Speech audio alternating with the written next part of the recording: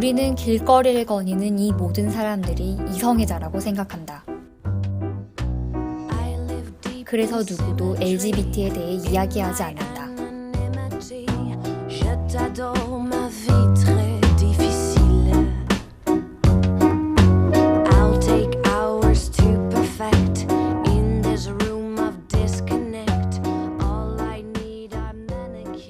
거기서 계속 언니들이 저보고 그럼 너는 여자랑 사귀어본 적이 있냐고 물어보기도 했고, 여기 우리 동성애자 인권연대는 그런 이렇게 배척이 없는 대신에 또 적극적으로 이렇게 왔냐고 환영도 별로 없었던 것 같긴 해요. 한번 가봐야 되는데 이태원은.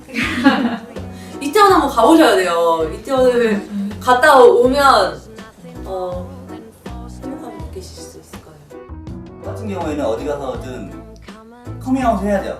항상 커밍아웃 해야 돼요. LGBT에 대해 이야기하는 사람들, 이 사람들 모두 LGBT일까? 이성애자입니다. 남자 진짜 좋아합니다. 소개팅 가서 나 동성애자 인권연대 회원이다 그러면 과연 이게 애프터가 들어올까? 그런 거 있잖아요. 사실은 그렇지 않은 게 전 남자 진짜 좋아해요. 동년 사람들이 이렇게 미는 거예요. 네가 이성애자지만 넌 아직까지 고민하지 않았잖아. 아니다. 그들은 LGBT를 지지하는 이성애자이다. 우리는 그들을 얼라이라 부른다.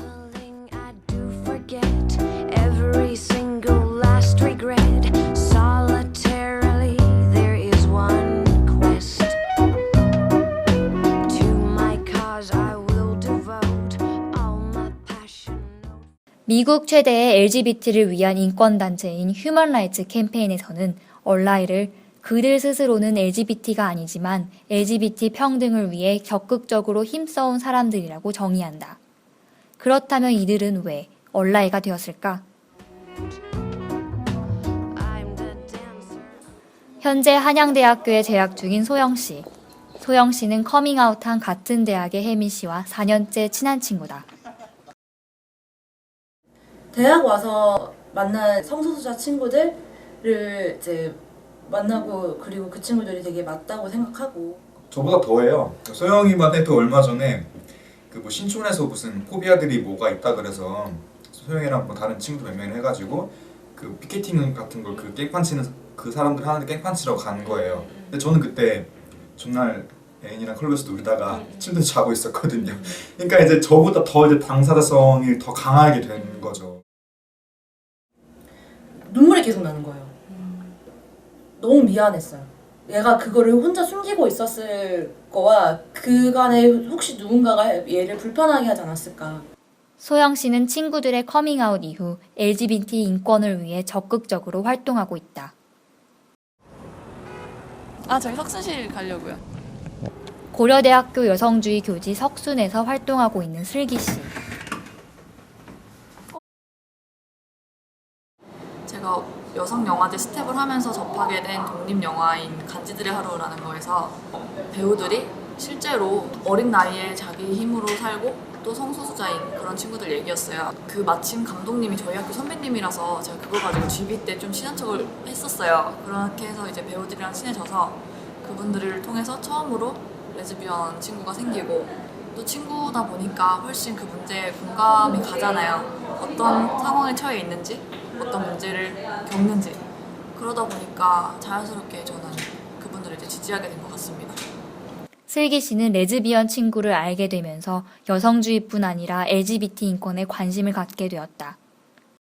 동성애자 인권연대 동인연에서 만나 1년 전 결혼한 신혼부부 조은혜, 박종찬 씨. 이제 뭐 레즈비언 친구들이 워낙 많았어요. 그러니까 어떻게 보면 그게 문제시 된다고도 인식을 못하고 있는 상태였죠. 이것들이 과연 사회에서 차별받고 이제 인권을 외쳐야 되는 상황에 있다는 사실을 이제 동인연을 만나면서 처음 안 거죠. 만약에 거부감이 있을 수 있었는데 거부감 없이 받아들일 수 있었느냐 생각을 해보면은 자연스러웠던 것 같아요. 그 사람이 옆에 있었다는 게 나의 친구라는 게 자연스러우니까 그의 뭐 하나의 속성이겠죠. 이게 뭐 연애의 속성이건 이런 속성도 자연스럽게 받아들여진 것 같아요. 이들처럼 대부분의 얼라인은 LGBT 친구를 만나면서 A가 되는 경우가 많다. 하지만 당신은 반문할 수 있다. 내 주변에 LGBT는 한 명도 없는데? 통계적으로만 따져봐도 좀 이렇게 검증된 뭐 킨제이 보고서나 다른 여타 유명한 보고서들을 종합해 보면은 100명 중에 적게는 3명에서 5명, 많게는 15명까지 집단에 꼭 있다라는 게 이제 통계적인 결과고요. KBS 방송문화연구소에서 조사한 바에 따르면 한국의 성소수자 비율이 약 16.3%라고 한다. 실제로 연세대학교 컴투게더, 서울대학교의 QIS 등 많은 성소수자 단체가 우리나라에서 활발히 활동하고 있다. 동성애라는 게 정말 특이 케이스가 아닌가. 어디에든지 있구나. 분명히 당신 친구들 사이에서도 있어. 근데 얘기하지 못할 뿐이야. 왜냐면은 네가 얘기를 못하게끔 하고 있는 거야 지금. 이런 얘기 많이 하거든요. 2012년 12월, 연애의 사전적 정의가 바뀌었다. 이는 이성의 중심주의에서 벗어나 성소수자를 존중하고 포괄하기 위한 시도이다. 하지만 우리는 아직도 주변의 성소수자를 외면하고 있는 것은 아닐까? 항상 친구들은 손을 내밀고 있어요, 우리한테. 손을 내미는 친구들이 많고 우리는 손 다시 내밀면 되는 거예요, 같이. 네, 이 간격을 점점 좁혀가는 과정이라고 생각해요, 저는. 그 당사자만 아니면 돼요. 당사자만. 존중은 하는데 그런 동성애자 의견에 대한 결혼 합법과 그런 건 아직 안 되죠. 이상하게 보일 것 같아요. 제 개인가? 그렇게 말은 할 수는 있는 거니까. 근데 그런 얘기를 굳이 걔가 개인데 저한테 꺼낸다 그러면은 조금 게일까라고 생각했는데 그래도 네. 얘가 게인가? 그거는 동성애자들의 진면목을 모르고 그런 어떤 나이브한 생각에서 기반을 해서 그렇게 나서는 느낌이에요.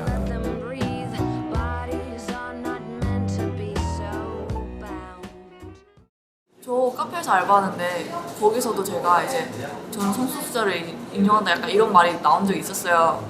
계속 언니들이 저보고 그럼 너는 여자랑 사귀어본 적이 있냐고 물어보기도 했고 그럼 너도 동성애자가 될 수 있냐고 이런 걸 계속 물어보시더라고요. 사실 동성애자가 되느냐 안 되느냐의 문제는 아니라고 생각을 해요.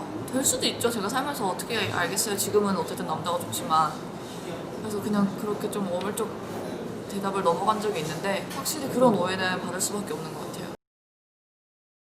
아, 내가 만약에 회사에서 누군가 신문 기사를 봤을 때 실패했는데, 우리 이런 거 봤을 때 참 어느 정도의 모종은 게 나에게 불이익이 있을 수 있겠구나라는 생각이 들었어요. 처음에는. 솔직히 좀 그래서 겁낸 것도 있어요. 어느 순간에는. 성소수자를 지지한다는 이유로 오해를 받는 얼라이들. 쟤도 동성애자는 아닐까? 그렇다면 LGBT들은 얼라이를 어떻게 생각할까? 이런 게 있어서 처음에 그러니까 했을 때 야, 쟤 받아도 돼? 쟤 그냥 불안한데?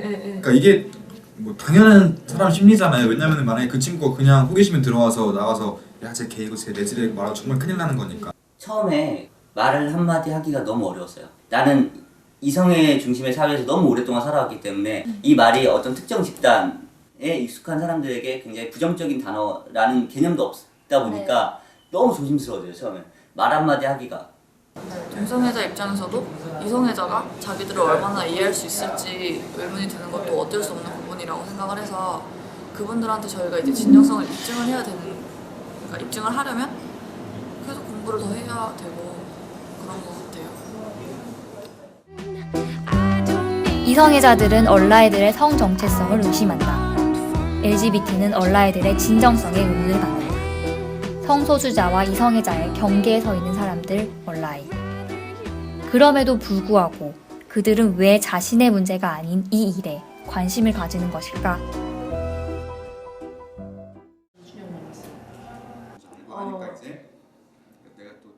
별 이유가 없어요. 저는 제 친구들이 자기가 좋아하는 사람이 있고 그것에 대해서 솔직하고 그거의 차이밖에 없다고 생각해요. 있지도 않는 기준에 의해서 옳지 않다라고 치부된다고 난다면 나중에 내가 어떤 일을 할 때 이것이 나는 분명히 옳고 나의 올바른 속성인데 나도 모르는 기준에 의해서 전체가 옳지 않다라고 얘기한다면 똑같이 누군가와 같이 운동해 주지 않을까요?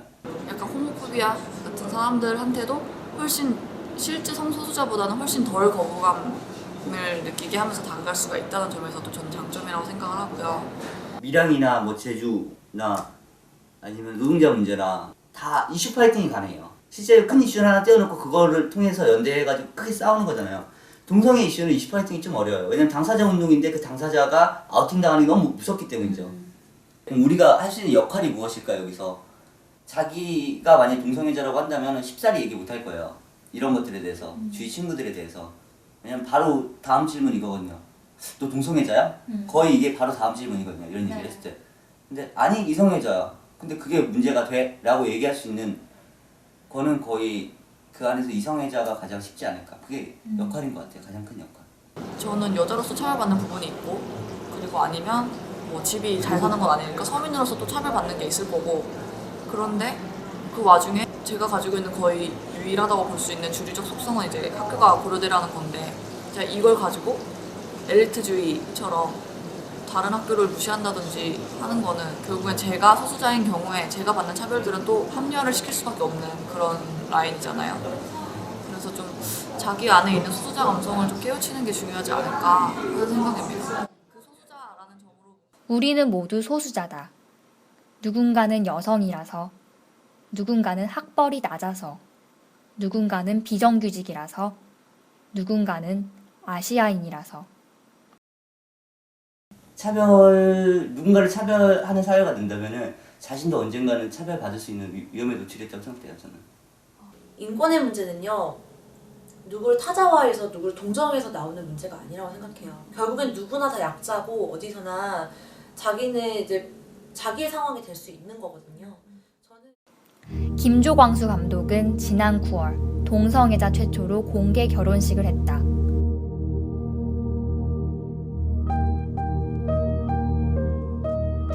지난 9월 공개 결혼식을 올린 영화감독 김조광수 씨와 영화사 대표 김승환 씨가 혼인신고를 했습니다. 하지만 해당 구청이 접수를 거부하면서 이제 공은 법원으로 넘어갔습니다. 하지만 서대문구청은 이들의 혼인신고서를 받아들이지 않았다. 아직도 우리는 차이가 차별이 되는 사회에 살고 있다.